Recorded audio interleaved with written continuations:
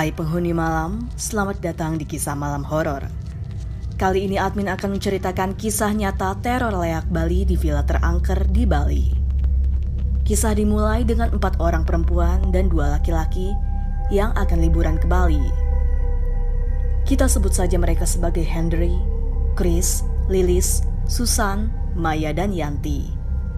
Di mana pada tahun 2018 lalu, mereka memutuskan untuk pergi berlibur ke Pulau Dewata, Bali. Sebelum mereka memutuskan untuk pergi berlibur, mereka pun memesan villa terlebih dahulu di sebuah aplikasi online. Lalu mereka akhirnya mendapatkan villa yang terbilang cukup bagus dengan fasilitas yang sangat lengkap serta harga murah. Pada akhirnya mereka membooking villa tersebut untuk mereka tinggali selama liburan. Lalu di keesokan harinya mereka berenam akhirnya berangkat ke Pulau Dewata, Bali. Selamat sore para tamu kami yang terhormat. Selamat datang dalam pesawat Batikar.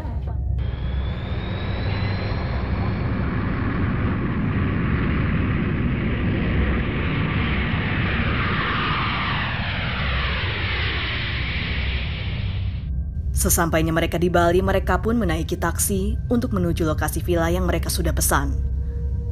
Lalu berselang beberapa waktu, mereka pun sampai di villa tersebut yang berlokasi di salah satu kawasan pariwisata di Bali yang mereka tidak ingin disebutkan. Dan baru saja mereka sampai di sana, Maya melihat sesosok bayangan putih yang melayang dan melintas begitu cepat. Akan tetapi Maya pun masih berpikir positif dan berkata dalam hatinya, mungkin kayak terbang ketiup angin, gak mungkin siang-siang ada hantu. Lalu mereka berenam masuk ke dalam villa tersebut.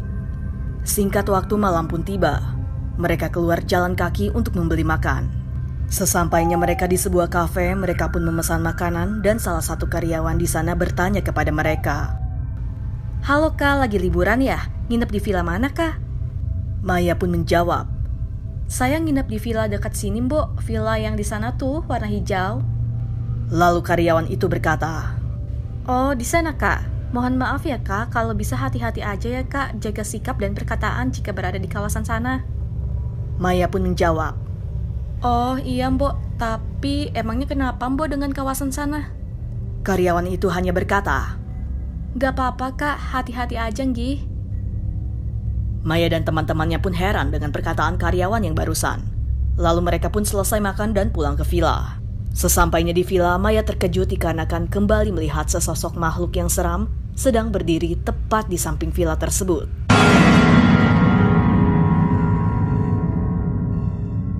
Dan kali ini Maya pun merasa ketakutan. Akan tetapi Maya tidak mau memberitahu temannya. Lalu mereka semua masuk ke dalam villa tersebut. Tiba-tiba Henry bertanya kepada teman-temannya, "Guys, besok mau kemana nih? Ke Ubud apa ke Kuta?" Teman-temannya pun menjawab, "Dua-duanya aja, mumpung di Bali. Kapan lagi bisa kayak gini?" Lalu selesai mereka mengobrol, mereka pun tidur di kamar masing-masing. Ketika Maya sedang tertidur, ia mendengar suara anak ayam di luar kamarnya. Maya pun langsung mengecek keluar, dan ketika Maya mengeceknya, di sana tidak ada siapapun dan apapun. Lalu Maya bergegas masuk ke dalam kamarnya. Namun sebelum Maya masuk ke kamar, ia memutuskan untuk mengambil air minum terlebih dahulu. Tapi tiba-tiba saja, ketika ia ingin kembali ke kamarnya, ia melihat sesosok makhluk seram dengan lidah yang sangat panjang. Seketika itu juga Maya pingsan dan gelas yang ia bawa pun pecah. Mendengar suara pecahan tersebut, teman-temannya pun bergegas mengecek ke arah suara tersebut. Dan mereka melihat Maya tergeletak di lantai. Lalu mereka langsung mengangkat Maya dan membawa ke kamarnya. Berselang beberapa waktu, Maya pun sadar dan langsung menangis begitu saja. Melihat hal tersebut, teman-temannya bertanya kepada Maya, "Kenapa May? Kok lu nangis?" Maya pun tidak menjawab dan menangis. Lalu Henry pun berkata kepada teman-temannya, "Udah, jangan ditanya dulu. Mungkin Maya masih syok. Besok aja kita tanya." Lalu di keesokan harinya Maya pun menceritakan semua kejadian semalam. "Guys, maaf, semalam gue takut kalau mau cerita. Sebenarnya semalam gue ngelihat sosok makhluk serem banget, terus lidahnya panjang." Teman-temannya yang mendengar hal tersebut membuat mereka merasa semakin ketakutan. Dikarenakan sebenarnya, sebelum Maya menceritakan hal tersebut, kelima teman Maya juga mendapatkan gangguan-gangguan mistis yang aneh. Akan tetapi mereka berlima tidak mau berbicara dikarenakan mereka tidak ingin liburan mereka terganggu. Lalu pada saat itu juga mereka berenam memutuskan untuk pindah ke hotel yang berada di kawasan Nusa Dua. Dan sesampainya mereka di hotel tersebut, ternyata gangguan yang menimpa mereka belum berakhir. Dikarenakan makhluk yang berada di villa sebelumnya masih mengikuti mereka. Dan ketika pada malam hari jam 11 malam, Maya dan Yanti mendengar suara rintihan yang memanggil nama mereka. Maya, Yanti, Maya, Yanti. Sontak saja, itu membuat Maya dan Yanti benar-benar merasa ketakutan. Dan membuat Maya dan Yanti pun langsung lari ke kamar Hendry. Setibanya di kamar Hendry, Maya dan Yanti langsung menceritakan bahwa sesosok makhluk tersebut masih mengikutinya. Lalu mereka pun sepakat kalau besok mereka akan pulang ke Jakarta. Dan tanpa disangka, ketika mereka sedang mengobrol, tiba-tiba mereka mendengar suara tangisan dari jendela kamarnya.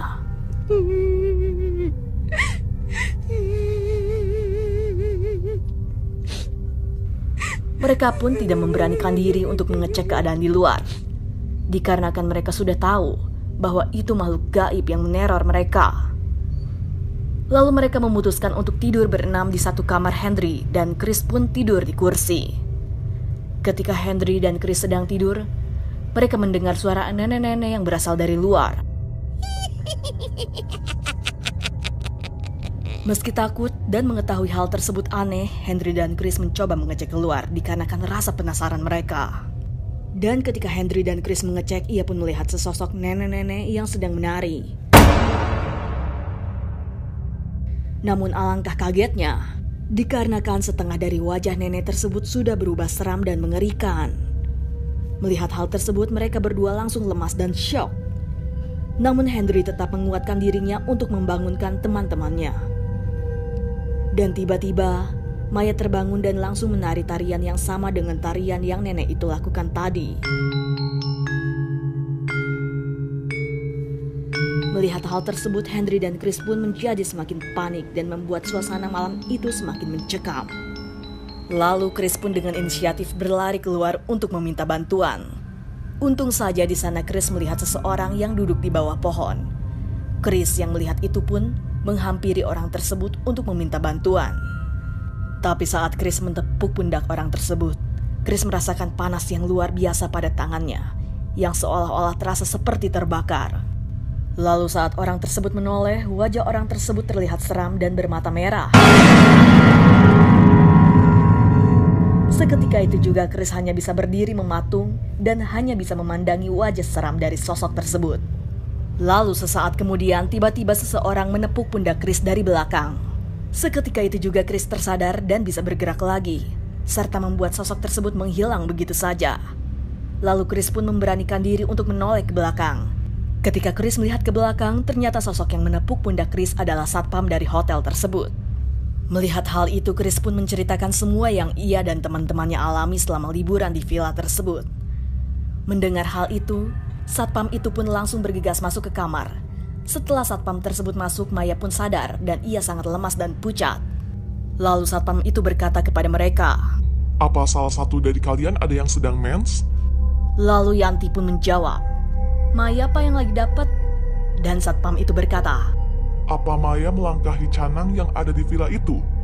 Lalu Yanti pun berkata, Saya kurang tahu pak. Dan ketika mereka sedang mengobrol, Maya pun berkata kepada satpam itu, Iya pak, saya melangkahinya tapi saya tidak sengaja pak, saya nggak ngeliat.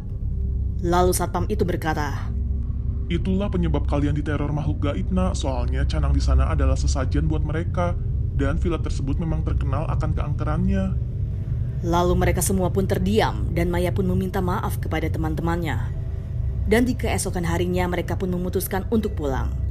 Sesampainya mereka di rumah masing-masing, untung saja mereka sudah tidak diganggu oleh makhluk seram yang berada di villa tersebut. Dan berakhirlah kisah teror hantu Bali di villa terangker yang diambil dari kisah nyata. Jangan lupa subscribe channel ini agar kalian tidak dihantui mereka.